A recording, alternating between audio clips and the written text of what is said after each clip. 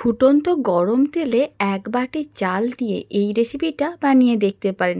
ছোট থেকে বড় যে কেউ খুবই পছন্দ করবে। আর বানানো তো একেবারেই সহজ, মাত্র কয়েকটি উপকরণ যা বাড়িতেই থাকে তাই দিয়েই বানানো যায়। তো চলুন বানানো শুরু করা যাক। প্রথমে একটা বড় সাইজের মিক্সিং বোল নিয়েছিলাম আর ১ বাটি চাল নিয়েছি। আপনারা যে কোনো ধরনের চাল নিতে পারেন আর যে কোনো বাটি অনুযায়ী চালটা নিতে পারেন। বেশি বানাতে চাইলে বেশি করে নিতে পারেন, কম বানাতে চাইলে কম করে নিতে পারেন। এখানে আমি ১ বাটির মতন নিয়েছিলাম বাসমতি চাল। এবার অল্প অল্প জল দিতে হবে আর চালগুলোকে ভালো করে ধুয়ে নিতে হবে। এইভাবে আমি ৩-৪ বারের মতন ১ বাটি ১ বাটি করে জল দিয়ে চালগুলোকে ভালো করে ধুয়ে নেব। আর এরকম একটা ছাঁকনির উপরে রেখে ধুয়ে নিতে হবে। আপনারা দেখুন খুব ভালো করে ধুয়ে নিয়েছিলাম, জলটাও নিচে পড়ে গেছে। এবার এই চালের মধ্যে দিতে হবে বেশ কিছুটা পরিমাণ লবণ। এখানে আমি ওই হাফ চামচের একটু কম লবণ নিয়েছিলাম, মানে স্বাদ অনুযায়ী লবণ নিয়েছিলাম। তারপর লবণটা খুব ভালো করে চালের সঙ্গে মিশিয়ে নিতে হবে। খুব ভালো করে যখন চালের সঙ্গে লবণটা মেশানো হয়ে যাবে, এবার যে কোনো একটা বড় ছাঁকনির উপরে হোক বা এরকমই ছাঁকনির উপরে রেখে ফ্যানের নিচে প্রায় ১০-১৫ মিনিট রেখে দিতে হবে, যাতে জলটা চালগুলো সোক করে নেয় আর একেবারে শুকনো ঝরঝরে হয়ে যায়। আমি এরকম একটা বড় জায়গার মধ্যে চালগুলোকে ভালো করে চারিদিকে ছড়িয়ে ফ্যানের নিচে প্রায় ১০ মিনিট রেখে দিয়েছিলাম। জলগুলো ভালো করে সোক করে নিয়েছে আর আপনারা দেখুন চালগুলো কিন্তু বেশ ঝরঝরে হয়ে গেছে। এবার চালগুলোকে এক সাইডে রেখে দিচ্ছি আর এদিকে একটা কড়াইকে গ্যাসের ওভেনের ওপরে বসিয়ে দিতে হবে। কড়াইয়ের মধ্যে দিতে হবে বেশ কিছুটা পরিমাণ সাদা তেল। এখন ফ্লেমটা মিডিয়াম টু হাইতে রাখতে হবে আর তেলটা ভালো করে গরম করে নিতে হবে। তেল খুব ভালো করে গরম হয়ে গেছে, আপনারা দেখুন তেলের মধ্যে ছোট ছোট বাবলস টাইপের হয়ে গেছে, তার মানে বুঝে নিতে হবে তেল খুব ভালো করে গরম করা হয়ে গেছে। এখন গরম তেলের মধ্যে চালটা দিয়ে দিতে হবে।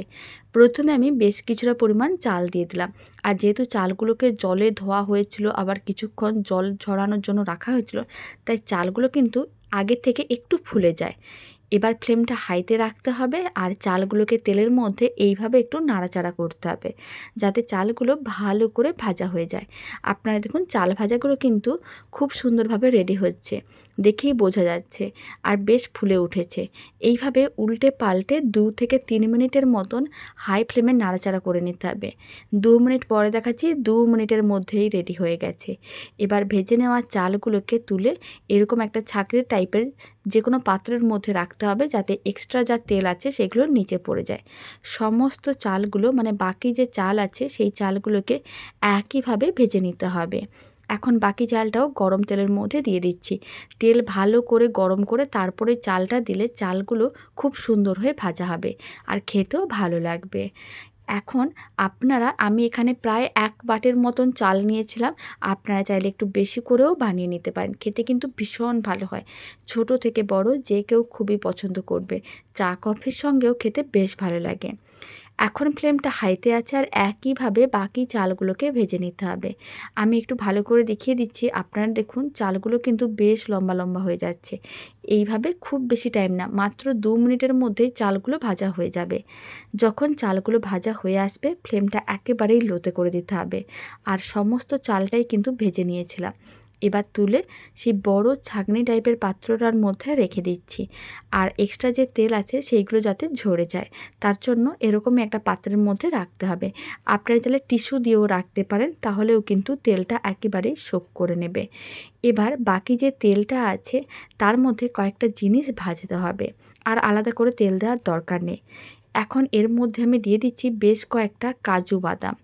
আপনারা চাইলে চীনা বাদামও দিতে পারেন, তবে কাজু বাদাম দিয়ে দেখতে পারেন, খেতে অনেক বেশি ভালো লাগবে। আর না হলে চীনা বাদামও দিতে পারেন। যেহেতু আমার কাছে চীনা বাদামটা ছিল না, শেষ হয়ে গেছে, তাই আমি এখানে বেশ কয়েকটা কাজু বাদাম দিয়েছিলাম। এখন কাজু বাদামগুলোকে বেশ লাল লাল করে ভেজে নিতে হবে। আর এইভাবে কাজু বাদামগুলোকে ভেজে নিলে খেতে বেশ ভালোই লাগে। কাজু বাদামগুলোকে বেশ লাল লাল করে ভেজে নিয়েছিলাম। এখন তুলে সেই চাল ভাজাগুলোর ওপরে রেখে দিতে হবে। আর কয়েকটা জিনিস ভেজে নিতে হবে। তবে বাড়িতে এই রেসিপি একবার বানিয়ে ১ মাস সংরক্ষণ করে রাখতে পারবেন। চাইলে আরও বেশি দিন সংরক্ষণ করে রাখতে পারবেন, তবে ১ মাসের বেশি রাখতে পারবেন না, কারণ টেস্ট এতটাই বেশি হয়। এবার আবার কয়েকটা কিশমিশ দিয়ে দিলাম। 15-20টার মতন কিশমিশ দিয়ে নাড়াচাড়া করে ভেজে নিতে হবে। আর এইভাবে একটু নাড়াচাড়া করতে হবে। যখন দেখবেন কিশমিশগুলো লাল হয়ে যাচ্ছে আর তেলের উপরে ভেসে উঠছে, তার মানে বুঝে নিতে হবে কিশমিশগুলো ভাজা হয়ে গেছে। বেশ লাল লাল হয়ে বলের মতন ফুলে উঠেছে। কিশমিশগুলোকে এবার তুলে এক সাইডে রেখে দিতে হবে। আর এইভাবে কিশমিশগুলোকেও ভেজে নিলে অনেক দিন স্টোর করে রাখা যায়, খেতেও ভালো লাগে। সমস্ত কিশমিশগুলো ভেজে নেওয়ার পরে এখন ফ্লেমটা অফ করে দিতে হবে। আর এই গরম তেলের মধ্যে দিয়ে দিতে হবে বেশ কয়েকটা কারি পাতা। কারি পাতা দেওয়ার সময় সবসময় ফ্লেমটা অফ করে দেবেন। আর কারি পাতাকে ভালো করে জল দিয়ে ধুয়ে তারপরে কিন্তু রোদে শুকনো করতে পারেন বা ফ্যানের নিচে রেখে শুকনো করতে পারেন। তারপরে কিন্তু তেলের মধ্যে দিলে কারি পাতাগুলো আর তেলের মধ্যে ফাটবে না বা তেলটা গায়ে ছিটকে আসবে না। কারি পাতাগুলো খুব ভালো করে নাড়াচাড়া করে প্রায় 30 সেকেন্ডের মতন সময়ের প্রয়োজন পড়েছিল। কারি পাতাগুলো ভাজা হয়ে গেছে। এখন ভেজে নেওয়া কারি পাতাগুলোকে তুলে এক সাইডে রেখে দিতে হবে। আর এইভাবে কারি পাতাগুলো ভাজলে তেলটাও গায়ে ছিটকে আসবে না আর কারি পাতাগুলো বেশ মচমচে হয়। সমস্ত ভেজে নেওয়া কারি পাতাগুলোকে তুলে এক সাইডে রেখে দিতে হবে। এবার একটা স্পেশাল মশলা রেডি করব। তার জন্য একটা চায়ের প্লেট নিয়েছি। ছোট্ট টাইপের একটা প্লেট বা বাটি নিতে হবে। তার মধ্যে দিতে হবে চা চামচের 3 ভাগের 1 ভাগ দিয়েছি আমি চিনির গুঁড়ো। আর চা চামচের 4 ভাগেরও কম আমি দিয়েছি লবণ, মানে স্বাদ অনুযায়ী লবণ, 1 চিমটের মতন লবণ দিয়েছিলাম। অল্প করে একটু দিয়ে দিলাম লঙ্কার গুঁড়ো, কাশ্মীরি লঙ্কার গুঁড়ো নিয়েছি এখানে। আর অল্প একটু ঝাল লঙ্কার গুঁড়ো মিশিয়ে রেখেছিলাম, সেটাই নিয়েছি। কালারও ভালো আসবে, হালকা একটু ঝালও হবে। আর অল্প করে একটু দিয়ে দিলাম হলুদ গুঁড়ো। হলুদ গুঁড়ো কিন্তু এখানে কোনো রকম কাঁচা গন্ধ থাকবে না, খেতে ভীষণ ভালো হয়। একবার বাড়িতে বানিয়ে দেখতে পারেন। এখন এর মধ্যে দিয়ে দিতে হবে সামান্য পরিমাণ গোলমরিচের গুঁড়ো। অল্প একটু ঝাল ঝালও হবে, খেতেও ভালো লাগবে। সমস্ত কিছু খুব ভালো করে একসঙ্গে মিশিয়ে নিতে হবে।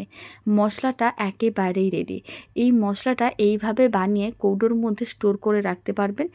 আর যখনই খেতে মন চাইবে একটা যে কোনো পাত্রের মধ্যে বেশ কিছুটা ভেজে নেওয়া চাল ভাজাটা নিয়ে নিতে হবে। এখানে আমি সমস্তটাই নিয়ে নিচ্ছি, কারণ আমি খুব বেশি রেডি করিনি, তাই সমস্তটাই আমি নিয়ে নিচ্ছি। কারি পাতাগুলো কিন্তু বেশ মচমচে হয়ে ভাজা হয়েছে, দেখেও বোঝা যাচ্ছে।